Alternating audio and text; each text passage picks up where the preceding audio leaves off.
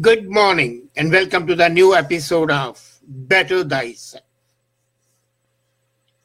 Most of us work in offices and most of us are unhappy. Have you ever considered the ways and means to be happy? Let's not forget that we are in an age where total work is the be-all and end-all of our life.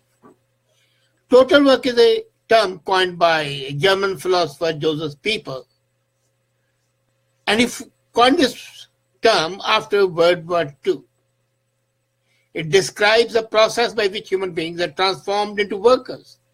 Human beings transformed into workers, and the entirety of the life is then transformed into work. Their whole life, their whole being is concentrated on the office work, family, social work, social settings, social interaction, all that is ancillary to the office work. I have seen people bring home files to work and the mother tells the kids, don't disturb father, he's working for the office, after having worked in the office for 8 to 9 hours. The work becomes the total of all human life and human experience combined, is a fulcrum around which everything moves. And everything is not just subordinate to the work, but is in service of work, leisure, festivity, play. They all are meant to serve the work. And instead of be just transformed into work. In such a situation, how can you be happy? Even your circular habits play into work. People work out, rest, relax, get well, remain in good health. Not for remaining good health, but so that they can be more productive. You believe in working on yourself as well as your relationship. We think nowadays of getting things done, of how much work we have done. And we take a good day to be that day when we have done much more than expected. And that causes us suffering. Caring as much as we do about work, the very concept of the work being the fulcrum of life causes needless suffering. As a practical philosopher, I've seen people obsessed with work. And obsession by their own account makes them miserable. So how to be unhappy? It's a simple formula, but it is a bit difficult to implement. Simple it is that you can always not work less. I don't say if you have to work in an office of 8 hours, work for 4 hours. That I'll take up another episode where it has been proved that 3 hours per day is the ideal working time. But it's high time, if you want to be happy in office work, if you want to be happy about working properly, be a bit more careless about you. Care less for the work, care more for the ancillaries. You become completely indifferent to life and not care about anything. Or develop a distaste for working that reveals itself in extreme procrastination. Both approaches are harmful and leave you in a circle of life, an aversion which makes deep dissatisfaction. So you have got to find a middle way. And that is care less about the work and care more about other works, your family, your social settings, your interaction with your kids. Most of us have very meaningful experiences. Finding love unexpected, feeling awe when asked an intriguing question. We dismiss it more often as a passing moment. and we turn nostalgically episodes that can be recalled wistfully now and then. But these experiences reveal something different, because they by themselves are extremely important. The most things that help us achieve the endless pursuit of happiness is being useful, which enables us to lose ourselves in the flow of time. By caring less about the work, you open yourself to be caring more about other dimensions of life. And those dimensions are really the dimensions which are much more important and much more useful. But I said, it's easier said than done. It's not very easy. So how to do it? First is change your notion of work. What you call work is not always work. Buddha helpfully explained that there are three poisons at the root of our attachments: attraction, aversion, and indifference. In this case of your office work, you have to become less attached to it, not indifferent to it. So less attached and less aversion. You should pay close attention to those occupying positions that are often extended. They are unragged by infinite demands, and they do not remain human beings. They have lost touch with the reality and humanity. Once you have detached the notion of success from that of happiness, you need to work out how to find that satisfaction. And you would believe me when I tell you that if you have a sense of detachment and still work, you will find more happiness. You remember Oscar Wilde saying art is quite useless. Similarly, and he said so because if you are absolutely obsessed and are working with a single track mind in art, you lose sense of appreciation of that. In the same manner, if you are working with a single-minded devotion to work, neglecting your wife, neglecting your children, neglecting your social relationship, neglecting higher values of life, neglecting art, neglecting culture, then you become basically a pig working its snout from day to morning. So you have got to take a break. And the break means have less attachment to work.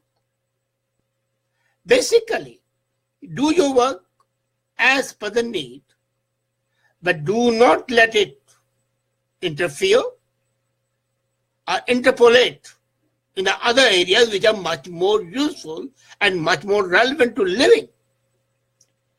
You could partake in the art of roaming without an aim or plan. I earlier also once said, you're most creative when you're doing or walking around in a forest or in a playground without any aim. And you have to be drawn to the attraction of the terrain. Even while working in the office, lift up your eyes, look out at your windows, look at the locale outside. Let the location, the area, the undulating terrain, in case it's there, or the green valleys, give you a bit of relief and tension. And at that time, forget your work, even if it's for 5 seconds. And you would find the return of happiness. We always say return of the native. We need the return of happiness. You remember I talked about the forest bathing, which is accepted by the Japanese. Once a week, go to a forest with your family, without your family, preferably with your family, and each one of you takes a forest bath. It's called Shinken Yoku is attaching yourself to nature. Absolutely. In the dead forest, go to a trail, go to a dead forest. Dark. Lose yourself over there.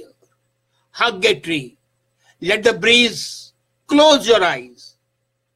And then the hum of the insects make you open your eyes. When you come back, you will find you have no unhappiness with work. And I am more concerned with the happiness. You should take part in breaking out to an escape room. As a matter of fact, each good organization has, wherever I have advised to organizations, an escape room where the people, after working, say, for an hour or two, go and just do nothing. I'm not that fond of giving a gym to the employees, but I'm definitely fond of giving them an escape room. And I've seen that in at least 6 organizations where we have provided escape room, the people have been much more happier and much more productive. So this escape room is your deprivation from work, your walk away from work, and that's what is going to give you happiness. Have you ever tried calligraphy? My handwriting is very bad. But a famous calligrapher, Kazuki, says that you need a brush mind to be a calligraphist. That means you plunge into life, in engaging your senses, suspending the buzzing, noisy, workday concerns. So basic thing is you get away from the buzz of the wasting things. Once you leave the office, live it. There's no reason. And you can be sure that the work would not suffer. Follow Socrates' lead. He said at one time, if I'm not a worker, then who am I? Let this question sink in before in your mind. Soak this question, if I'm not a worker, who am I? Think about it. And you would find you are not a worker, but you are a human being. And as a human being, you have to strategize an insurmountable to-do list. And that will help you get a bit detached from work. As I said very clearly, become careless about work for some time. But I didn't say be indifferent to work. I didn't say get aversion to work, because once you have aversion or hatred of work, you cannot achieve anything. You see, when you are absolutely immersed in the work, 24/7/365, it's a waste of your being a human being. You are not a human being, you are a robot, a machine, working all the time. So keep your heads up. Immerse yourself in the work for some time, come out of it. 3 hours, 4 hours, 5 hours, whatever it is. Then come out of it and give equal time to the other activities. But what do? We get up in the morning and we are rushed because the work calls us. We push everything out, whether talking to the kids or to the wife or even having breakfast. Rush through it. Go to the work. Start working. Day is over. Come back. And all the time we are ruminating what went wrong, where I could have done better, and where did I make a lapse. You have got to have a sense of time management. Your time of 24 hours a day, it definitely implies that there are other priorities apart from working as well. And they are sometimes much more important than work. When you're working, you are a cog in a machine. Important, but not indispensable. When you are carrying on other activities, you are a human being. You are indispensable to your family. Don't forget it. You are indispensable to the growing kid. You are indispensable to your wife. You are indispensable to your parents. You are indispensable to your social order where you contribute in an effective manner. But if you don't contribute in an effective manner, then you had as well not be there. So how can you have an happiness in something which becomes a drudgery. And that's why I say total work has got to give way to limited work. Help you remember basically who you are. Allows you to shed worries, anxieties, irritation, and busyness. Whenever somebody tells me I am busy, I tell him that no, you are not busy, you are an idiot. Nobody is ever busy. You have got to care about work a lot less than you care about it. Afford yourself time for experimentation, which is truly meaningful.